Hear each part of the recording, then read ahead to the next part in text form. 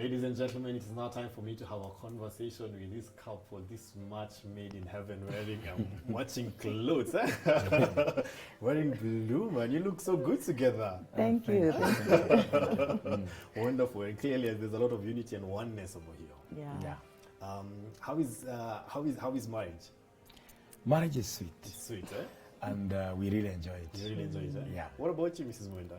Marriage is something awesome, and it is a place where everyone who has the knowledge should be. Okay. Yes. Okay, wonderful. And you know, there's a lot of negativity about marriage in today's generation. So it is a very powerful statement to hear a man and his wife saying this, because people have really given up on the institution of marriage. Yeah.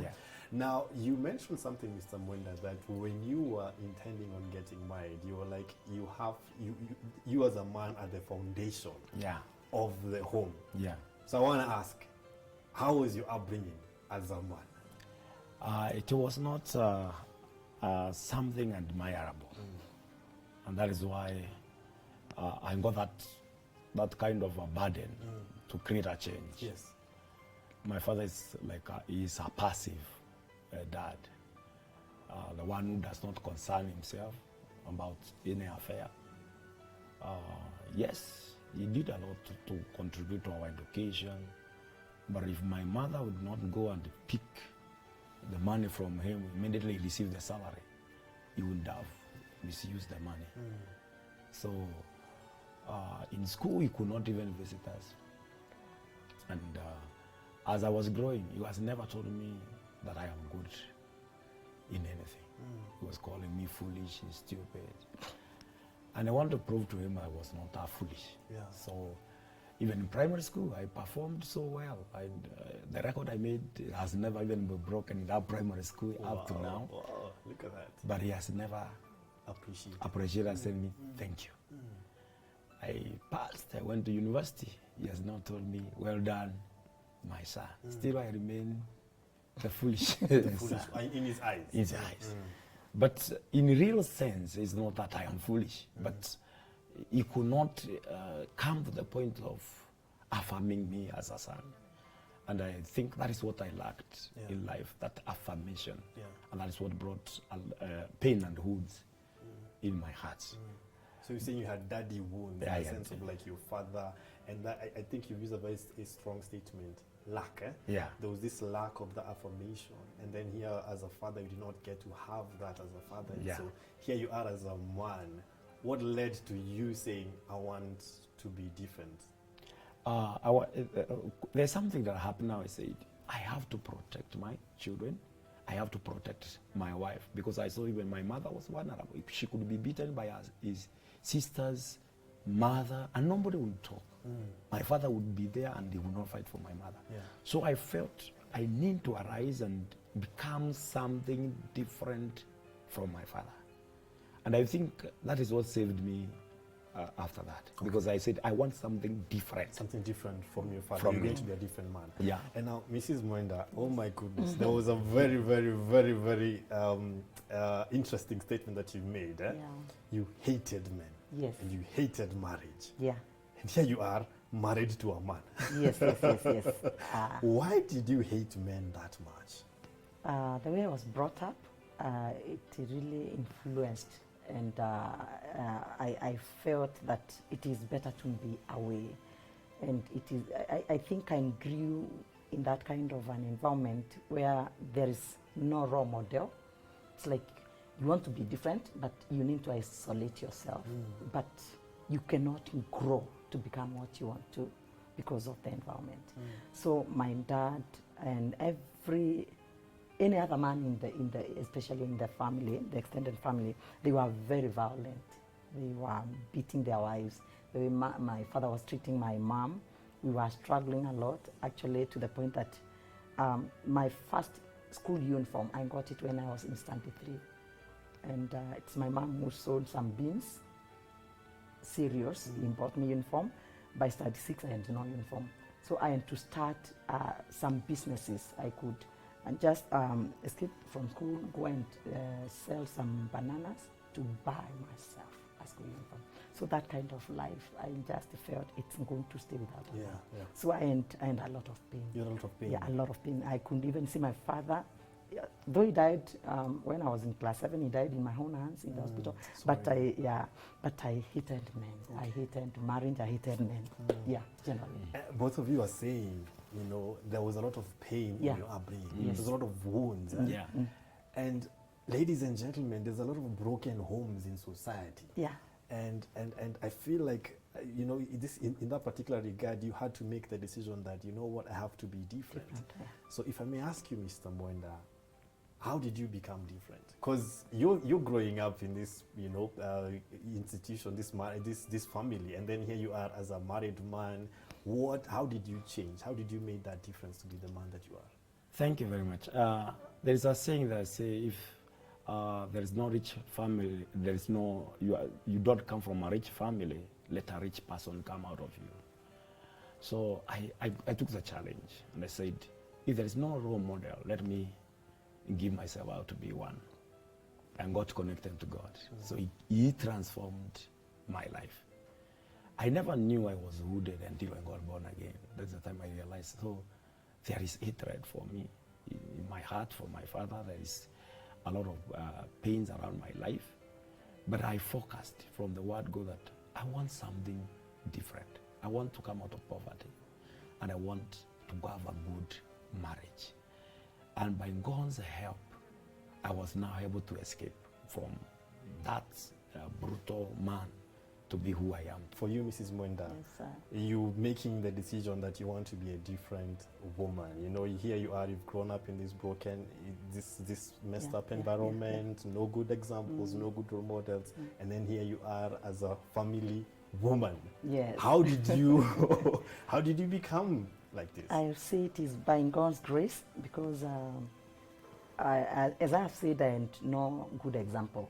My cousins, my elder sisters, when they were getting married, if a man comes, especially according to the tradition, he proposes, from the following day, that man has become part of the family. So you come, they will just be sleeping with it. I'll be different.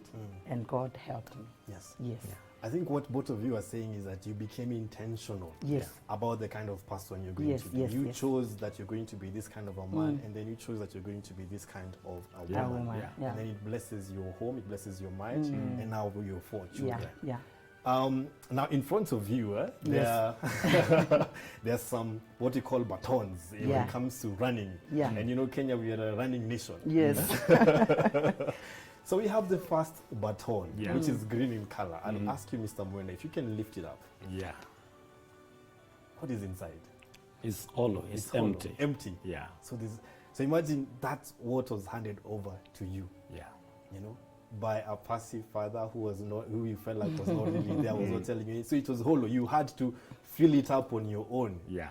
you know. So it was completely hollow. So you may put it down. Yeah. And now Mrs. Mwenda Yes, is the red this one. is scary. So you can lift up your Oh, my baton. goodness. Look at how it is. Yes, messed up. Messed up. Yes, right? yes. It's It so has pressed nothing. again. It's Yeah, so yeah. damaged Yeah, there. it's like a garbage. Yeah, so that was what was passed on to you, Yes, yes, like a yes. bad environment Yes, and yes. the wounds and all Yeah, those things. So yeah, that's yeah. what was passed on to you. That's So you correct. put it down, Oh. and now you both became intentional. Yeah. And you're like, you know what? You want to pass a different baton Oh, to yes. your children, to the next generation. Yeah. So I'll ask you to pick the yellow one together. Wow. Look at that, together as a couple. What is Nice inside? one. It's It's full, It's full, yeah, yeah. full of good content. Good of course. content. Yeah. Yes, yes. So imagine that's what you're passing on to your Oh my children. God, yes. So Amen. you had to be intentional Yeah. that, you know what, we were handed over these bad batons, but you're yeah. going to pass on something Oh, yes. good. Oh, You're going yes. to pass on Oh, something yes. good. Oh, yes. And ladies and gentlemen, that's what we need to remember. Oh, yes. And we need to actually ask ourselves that what was handed over to us? So I want to ask you, what did your parents hand over to you? Oh, wow. What kind of a family did you grow up in? As you seek to get married, if you're already married, have you healed? Are you working towards healing? Because a lot of us, we are treating our spouses in a bad way, and we are making excuses based on our past. So you're beating up your wife because you saw your father beating up your mother. So you are being a toxic wife because you saw your mother being a toxic woman. You need to heal.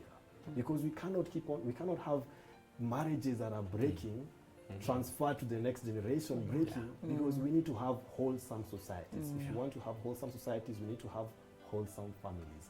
So it is time for you to heal. It is time for you to be intentional. It is time for you to correct what was handed over to you. Take away the bad baton and pass on the good baton. Oh yeah. Oh yeah. Sorry, let me put down your wonderful baton. Thank you.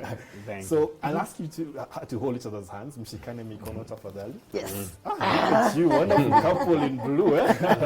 So, Mr. Munda, how do you call your wife? What name do you used to call her? What sweet name do you call her with? Sweethearts, darling. Sweetheart, There's so many names. so many. Yeah.